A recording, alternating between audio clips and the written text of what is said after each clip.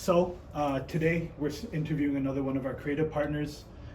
She's actually our first creative partner that was with us before we even launched, and she's been working with us all the way up till our launch, which has been about 9 to 11 months. Thank you for coming down, taking the time. I'm sure a lot of people want to learn about who you are. So let's get started.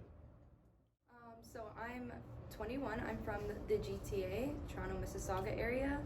I pride myself for being a very passionate and creative person. I love nature and I like expressing myself through anything really creative, whether that be art, clothing, like photography. Nice. Would you say, you provided us with a lot of digital art over the time we've been working together. Is that how you started out, or did you start out like drawing, like on paper, or like painting on canvas, things like that? So my first creative endeavors as a kid was always with painting. My grandmother is a painter as well, and my grandfather is an industrial designer, so he likes to sketch and draw. He does a lot of cartoons and stuff. So my original, when I first started doing artwork, it started off with mainly just going out into nature and painting flowers when I was younger, whether that be on rocks or on canvases. It originally started off on rocks, then it's moved to canvases. Yeah. And then I started getting into cartoon drawing when I saw my grandfather's work in his art studio, and I was really intrigued by that. Yeah. So I kind of watched him and I practiced there, and then from then on it just kind of became a habit. Every time my grandfather would come over, he would check my work and he would give me improvements, oh, you need to work on this, you need to work on this. And that's basically how my creative endeavors started. It started originally with painting, and then eventually over time I just wanted to learn everything, especially digital work, because that's where life is going towards digital. So I kind of moved from painting originally with acrylics and oils and occasionally watercolors to eventually moving straight onto digital work. I started off with a tablet, but honestly when I was drawing with the Wacom tablet, when I put my pen down to the thing, I had to look at my screen, and trying to draw with that and not seeing my hand was very hard. Although it's it helps you get better as an artist, I personally hated it. So I then moved on to my iPad. I got an iPad, and that honestly world of difference. I've even heard there's a huge difference between the basic iPad and the iPad Pro. No, huge difference, because it literally you can also get screen protectors that feel like paper. Yeah. And it's drawing on paper. For me, it totally changed the game.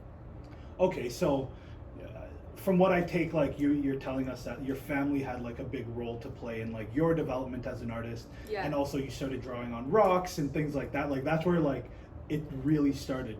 So now fast forward all these years, how would you describe your style now that you've learned and you've gotten feedback from your grandfather, learned from your grandmother?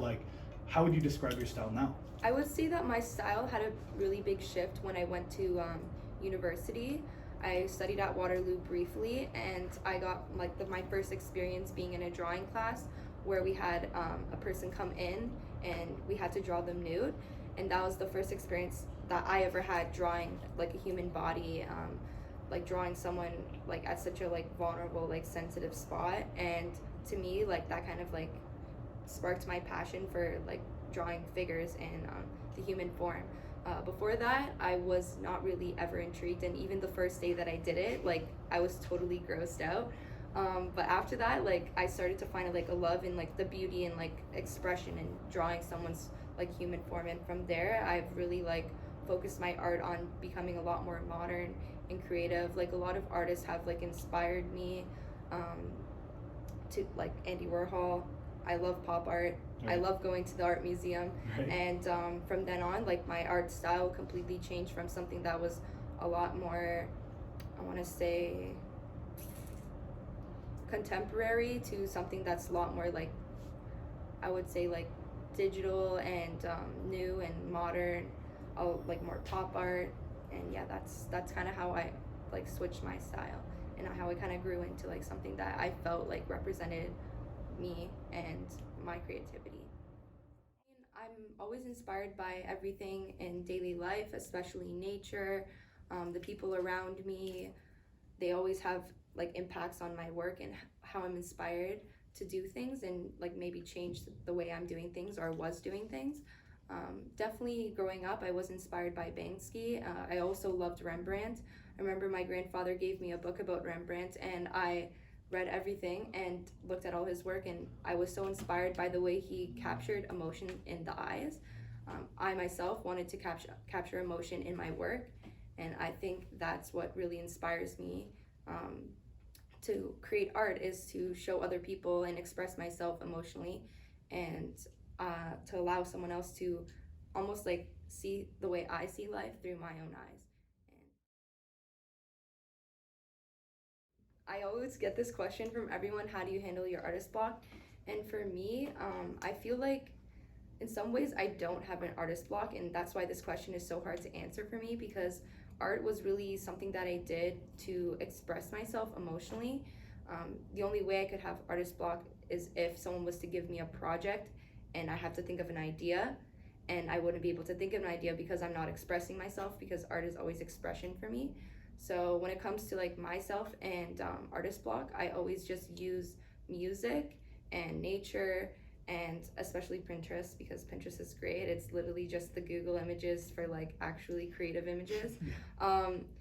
But yeah, definitely music plays a big role, because the music evokes emotion, and for me, the only way to get past artist block is to create emotion, or like an emotional tie to the project that you're trying to like develop into.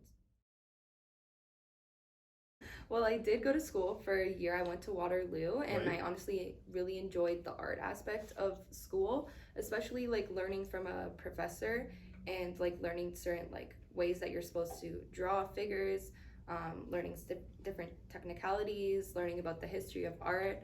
I really enjoyed that, but personally, like I felt as though my skills in like art and painting like didn't need to be developed in like school background. Mm-hmm. I felt like I needed to learn more about like the digital work, especially because of the future, like I said before.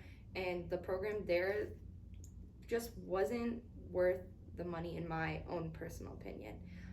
It just wasn't giving me enough knowledge, and maybe it was just I was not applying myself, waiting till like the next term. But I just felt like in the first year I didn't learn enough for me to be satisfied for how much I was paying. So I generally left, and I started looking for other programs that A, were like shorter, B, were less like more costly efficient to what I need to pay, because Exactly. I am a student, Yeah. and Yeah. you have to pay money, so Doesn't grow on trees. it doesn't grow on trees. Yeah.